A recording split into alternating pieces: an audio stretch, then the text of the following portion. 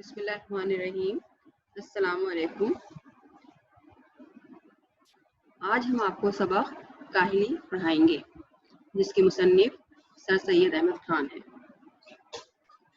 اس میں ہم جن باتوں کے متعلق آج آپ کو بتائیں گے یا جن کا مفہوم ہم سمجھائیں گے ان میں کون کون سی چیزیں شامل ہیں، کاہلی سے کیا مراد ہے، کاہلی کے لفظی معنی کیا ہے، لوگ کاہلی کے معنی سمجھنے میں کیا غلطی کرتے ہیں۔ اس سبق کے مصنف سر سید احمد خان ہیں جو 1817 میں پیدا ہوئے اور 1898 میں ان کی وفات ہوئی۔ سر سید احمد خان مسلمان ہند کی اصلاح کے لیے کوشاں رہے۔ اردو میں مضمون کی صنف کو رواج دیا۔ سر سید کا اسلوب نگارش سادہ، سہل، بے ساختہ اور تصنف سے پاک ہے۔ سر سید ایک بڑے مسلح اور معمار قوم ہونے کے علاوہ اعلیٰ درجے کے مصنف بھی تھے۔ آپ نے اردو کی بے انتہا خدمت انجام دی۔ آپ نے عناصر خمسہ کے نام سے ایک جماعت بنائی جس نے اردو کی بے انتہا خدمات انجام دی۔ آپ کی اہم تصانیف میں آثار صنادید، رسالہ ازواج بغاوت ہند، تبین کلام، خطابات احمدیہ اور تفسیر قرآن شامل ہیں۔ کاہلی۔ سر سید نے اس مضمون میں کاہلی جیسی بد عادت کا ذکر کیا ہے اور بتایا ہے کہ انسان کاہلی میں پڑ کر اپنی صلاحیتوں کو ضائع کر دیتا ہے۔ کاہل لوگ کاہل کے معنی سمجھنے میں غلطی کرتے ہیں۔ کام کاج اور محنت سے جی چرانا کاہلی نہیں بلکہ دل قبض کو چھوڑ دینا کاہلی ہے۔ پیٹ بھرنے کے لیے انسان کو بامر مجبوری محنت کرنی پڑتی ہے، مگر جن لوگوں کو زندگی کی آسائشیں میسر ہوتی ہیں وہ محنت کی بجائے دل قبض کو بیکار چھوڑ دیتے ہیں اور یوں حیوان صفت ہو جاتے ہیں۔ یعنی جن کے پاس آسائشیں ہیں، جن کے پاس دنیا کی بے شمار نعمتیں ہیں، وہ اپنے دل کو کسی بھی کام میں لانے کی کوشش نہیں کرتے اور آرام دہ زندگی گزارنا یا کاہلانہ زندگی گزارنا پسند کرتے ہیں۔ یہ حقیقت ہے۔ ہزارہا پڑھے لکھوں میں بہت کم ہیں جو اپنی تعلیم اور عقل کو ضرورتاً کام میں لاتے ہیں، لیکن اگر انسان عارضی ضرورتوں کا منتظر رہ کر دلی قبا کو بیکار کر دے تو وہ کاہل، وحشی اور حیوان بن جاتا ہے۔ ہر انسان پر لازم ہے کہ وہ اپنے اندرونی قوا کو زندہ رکھے۔ ایک ایسا شخص جس کی آمدنی اس کے اخراجات کے لیے مناسب ہو، وہ دل قوا کو بیکار ڈال دے تو آسائشوں کی بدولت وزادار وحشی بن جاتا ہے۔ یعنی کہ جس کے پاس دنیا کی نعمتیں موجود ہیں، جن کے پاس اللہ تعالیٰ نے اس کو بے شمار چیزیں عطا کی ہوئی ہیں، وہ پھر اپنے دل کو کسی بھی نیک کام پر کرنے میں استعمال نہیں کرتا، بلکہ انہی چیزوں سے لطف اندوز ہوتا رہتا ہے اور دوسروں کی بھلائی کا نہیں سوچتا۔ ہمیں کاہلی دور کرنے کی فکر کرنی چاہیے، کیونکہ اس کے بغیر قوم کی بہتری ممکن نہیں۔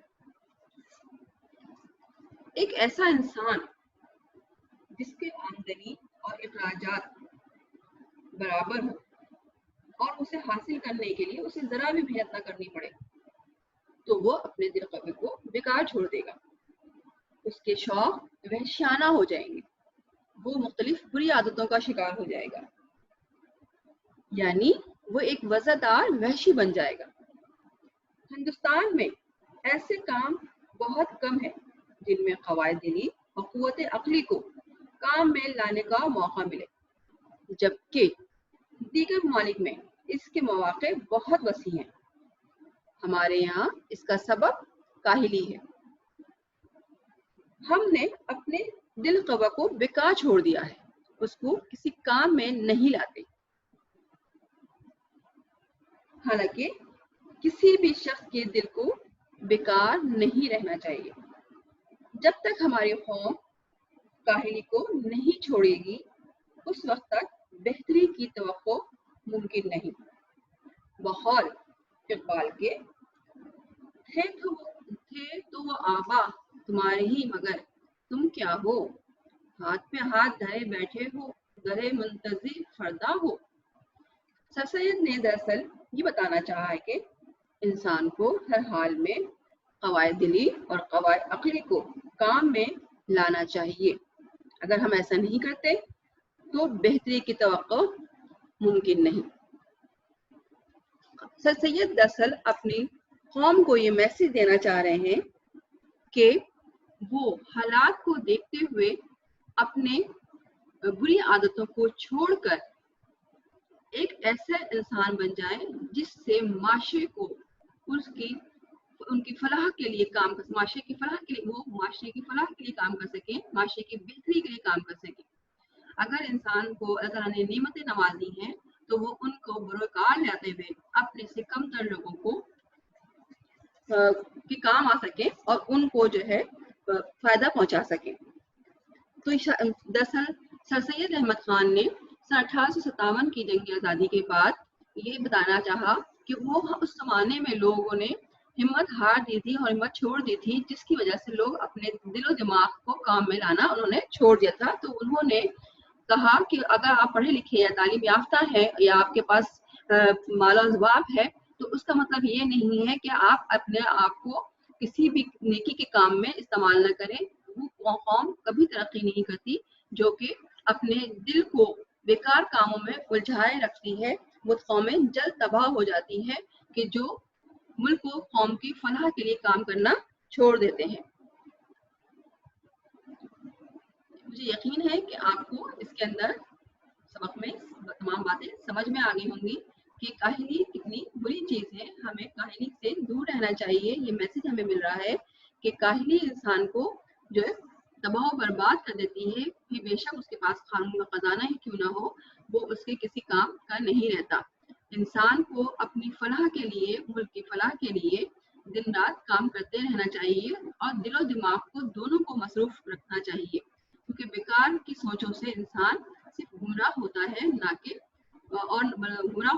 اور نہ صرف گمراہ ہوتا ہے بلکہ وہ کسی کام کا بھی نہیں رہتا, نہ ملک کے کام کا رہتا ہے نہ خود اپنے کسی کام آ سکتا ہے. مجھے یقین ہے کہ آپ کو سبق کاہلی کا مفہوم اچھی طریقے سے سمجھ میں آ گیا ہوگا.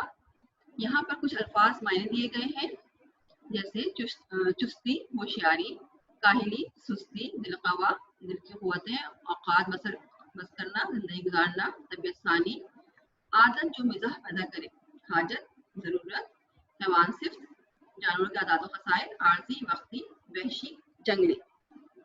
جب تک آپ کا انسان کو الفاظ معنی نہ پتا ہو تب تک وہ کسی بھی چیز کو صحیح طریقے سے بیان نہیں کر سکتا. اس سبق کے جو اہم نکات ہیں وہ میں ایک دفعہ آپ کو دہرا دیتی ہوں. کاہلی اختیار کرنے والے اپنے قواعد دل اور قواعد عقلی کو کام میں نہ لانے والے ناکام و نامراد رہتے ہیں. ہاتھ پر ہاتھ دھرے رہنے سے ذاتی یا قوم کی بہتری ممکن نہیں, اس لیے کچھ نہ کچھ کرتے رہنا چاہیے. جن لوگوں کو زندگی کی آسائشیں میسر ہیں وہ محنت کی بجائے دل قوا کو بیکار چھوڑ دیتے ہیں اور یوں حیوان صفت ہو جاتے ہیں. ہزارہ پڑھے لکھوں میں بہت کم ہیں جو اپنی تعلیم اور عقل کو ضرورتاً کام میں لاتے ہیں. ہمیں کاہلی کو دور کرنے کی فکر کرنی چاہیے کیونکہ اس کے بغیر قوم کی بہتری کی توقع اب سے. حاصل کلام سر سید نے اس مضمون میں کاہلی جیسی بدعادت کا ذکر کیا ہے. بتایا ہے کہ انسان کاہلی پڑھ کر اپنی صلاحیتوں کو ضائع کر دیتا ہے. کاہل وہ نہیں جو سچے جیسے محنت نہیں کرتا بلکہ کاہل وہ ہے جو اپنے دل قبر کو بیکار چھوڑ دے. تو قول اقبال تھے تو وہ آباد تمہارے ہی مگر تم کیا ہو, ہاتھ پہ ہاتھ دھرے منتظر فردا ہو. سر سید نے بتانا چاہا کہ انسان کو ہر حال میں قواعد دلی اور قواعد عقلی کو کام بنانا چاہیے. اگر ہم ایسا نہیں کرتے تو بہتری کی توقع اب سے. امید ہے آپ کو یہ سبق اچھی طریقے سے سمجھ میں آ گیا ہوگا.